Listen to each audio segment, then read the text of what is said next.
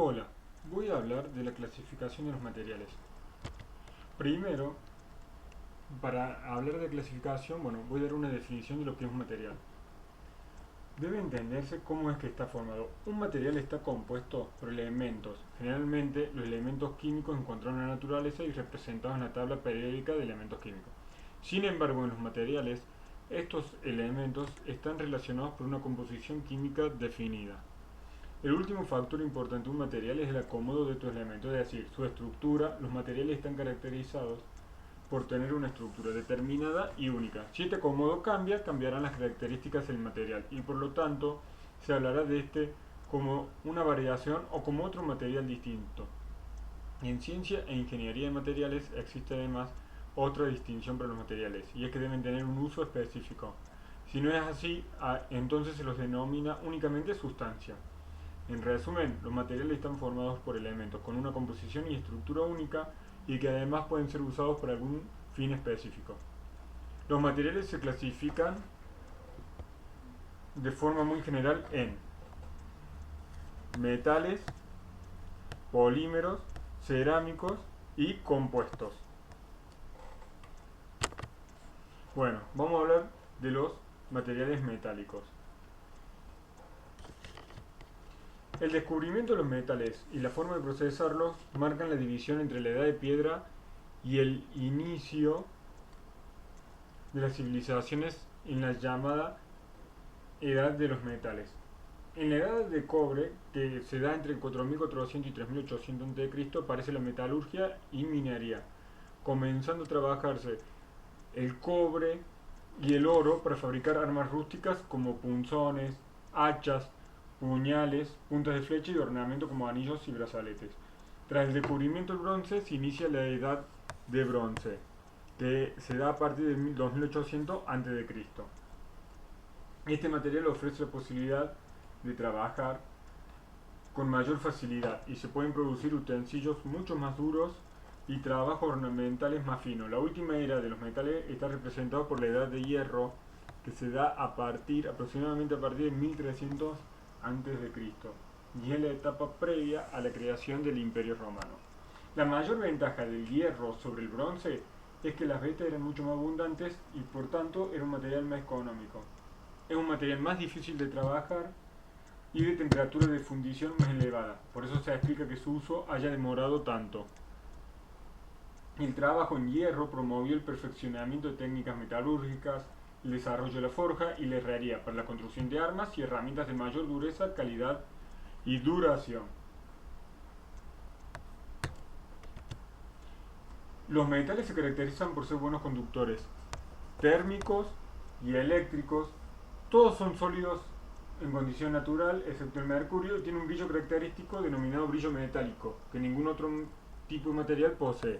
Poseen alta rigidez, buena resistencia y ductilidad. Bueno, ahora voy a hablar de los cerámicos. Los materiales cerámicos tienen como característica química estar compuestos principalmente por enlaces iónicos y covalentes, que se ordenan en forma específica, dándole al material una estructura cristalina.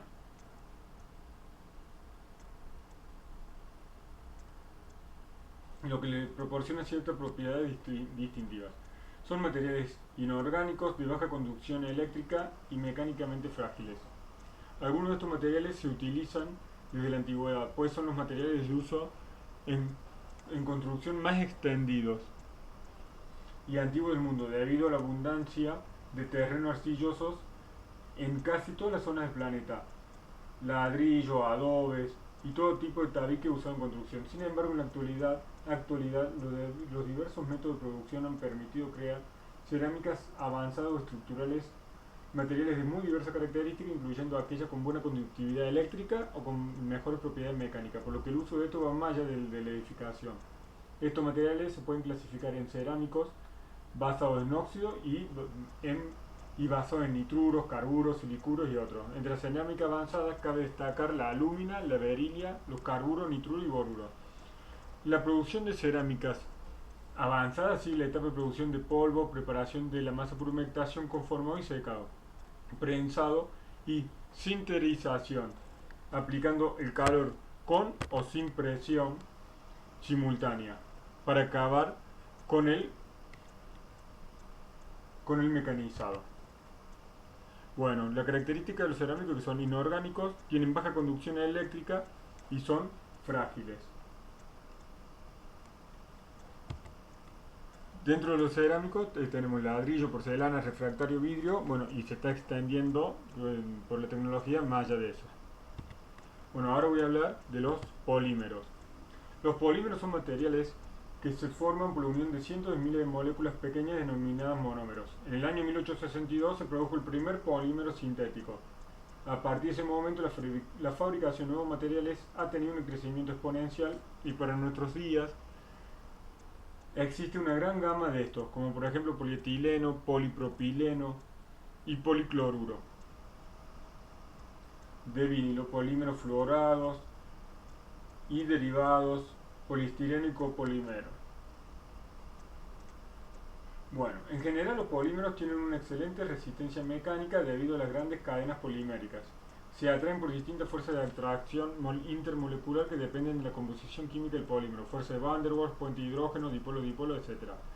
La gran ventaja de los materiales poliméricos es que no tienen necesidad de constar de moléculas individuales todas del mismo peso molecular y no es necesario que tengan toda la misma composición química y la misma estructura molecular, lo que permite formar una variedad amplia y jugar con características del polímero para obtener propiedades particulares. Bueno, la característica del polímero es que baja conductividad eléctrica y térmica, reducida resistencia y se evita el uso en temperaturas elevadas. Bueno, los materiales compuestos. Un material compuesto es el resultado de la combinación de dos tipos de material, metal-metal y metal-cerámico.